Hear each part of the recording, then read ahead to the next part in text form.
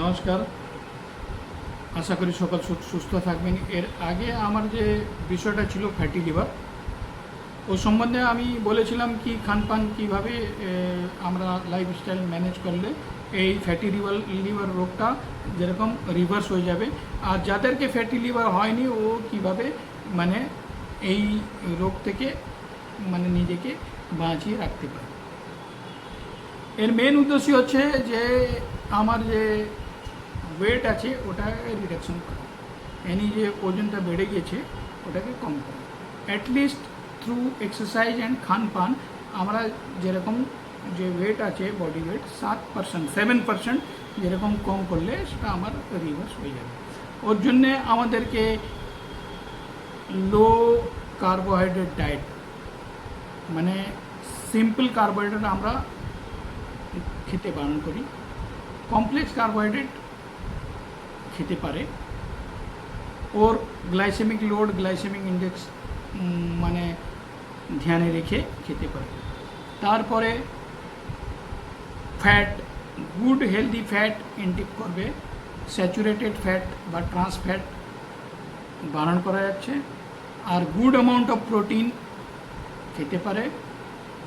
আর package food, যে chips, fried food যেরকম সমোসা, আলু বড়া, তারপরে ফিঙ্গার ফ্রেঞ্চ ফ্রাই, আর আঙ্কাল চিপস, এই যে পটাটো চিপস, চিকেন ফ্রাইড, আর পিৎজা, বার্গার, জাঙ্ক ফুড এসব নিষিদ্ধ। আইসক্রিম এসব আমরা মনে করি। তারপরে যত আমাদের যে মানে ড্রিঙ্কস, মানে সফট ড্রিঙ্কস বা ক্যান্ডি ড্রিঙ্কস বা অ্যাডেড সুগার ড্রিঙ্কস, ওটা আমরা বারণ করি।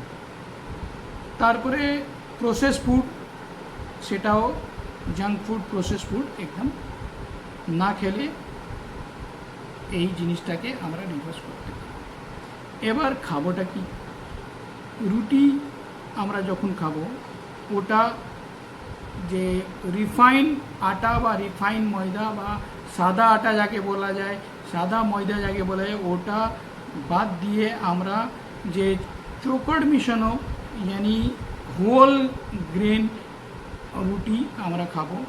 রাইস যখন খাবো ব্রাউন রাইস সেটা খাবো। আর বেশি মাত্রার মানে ফ্রুটস অ্যান্ড ভেজিটেবলস ইনটেক করব। লেগিউমস মানে যেরকম আমাদের যে মটর আছে, তারপরে বিনস আছে, বিভিন্ন জাতীয় বিনস, তারপরে ওই যে চীনা বাদাম আছে, তারপরে চানা ডাল আছে, চানাতে দু টাইপের ব্ল্যাক অ্যান্ড গ্রিন। তারপরে আমাদের যে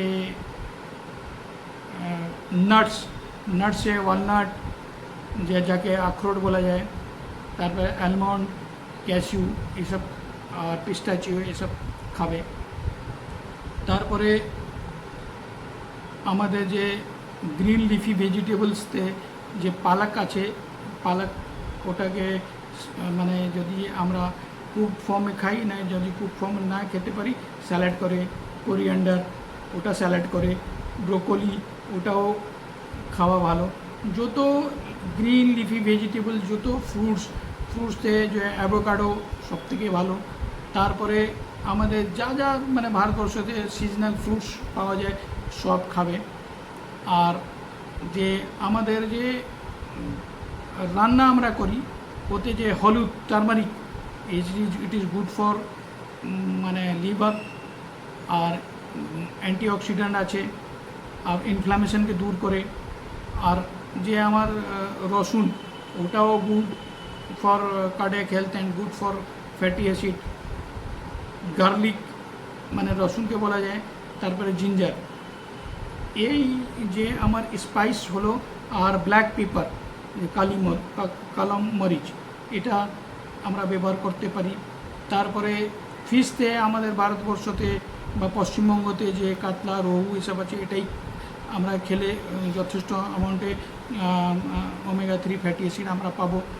কিন্তু প্রত্যেক লেকচারে আপনারা শুনবেন ওরা স্যালমন, সার্ডিন, যে মানে আমাদের বিদেশি মাছগুলো বলে, আমরা আমি ওইটুকু বলবো যোন জিনিসটা ইজিলি অ্যাভেলেবল আছে। তার আমরা যে রান্নাতে যে তেলটা ব্যবহার করি সেটা যেরকম মানে আপনার সানফ্লাওয়ার অয়েল বা অলিভ অয়েল বা আলমন্ড অয়েল এই জাতীয় অয়েল ব্যবহার করবেন। আর কোনো ফ্রাইড জিনিস খাবেন না। চিকেন যে হবে ওর যে স্কিনটা বাদ দিয়ে চিকেনটা খাবে। আর চিকেনটা ফ্রাইড বা রোস্টেড হলে ওটা আবার ফ্যাটি লিভার জন্যে মানে আমাদের ফ্রুটফুল হবে না। আমরা ডাল ভাত সবজি মাছ এটা আমরা খেতে পারি। মাংস যে আছে সেটা যে ও একদম অ্যাডিকুয়েট অ্যামাউন্ট খেয়ে যে ট্রান্স ফ্যাট কিন্তু ব্যবহার করব না। আমার ফ্যাট গুড ফ্যাট দরকার। আর স্যালাড এটা দরকার। আর যে আমাদের যে মানে গাছগাছরা আছে ওতে মকো কাসনি দুধের পাতা যাকে থিসেল মিল্ক বলা যায়।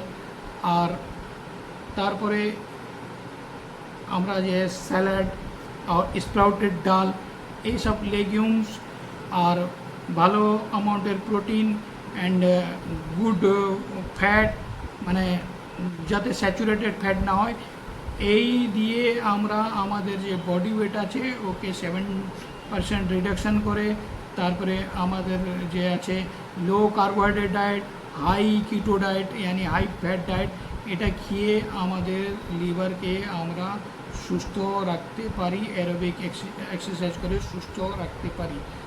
আশা করি আপনারা সকল যে আছে মানে প্রচুর পরিমাণে ভালো ওয়াটার খাবেন, ভালো ফ্রুটস অ্যান্ড ভেজিটেবল ইনটেক করবেন, মানে আপনার যে সিজনাল যত ফ্রুটস আছে সেটা খাবেন। আর এই জাতীয় কার্বোহাইড্রেট বা ওই জাতীয় সিম্পল কার্বোহাইড্রেট জাতীয় জিনিস থেকে বাঁচবেন, প্যাকেজ ফুড থেকে বাঁচবেন, ফ্রাইড ফুড আইটেম থেকে বাঁচবেন, জাঙ্ক ফুড এটা খাবেন। আমার যে দেশি খাওয়া সেটাই খেয়ে আপনারা সুস্থ থাকুন, ভালো থাকুন। আশা করি ভালো থাকবেন।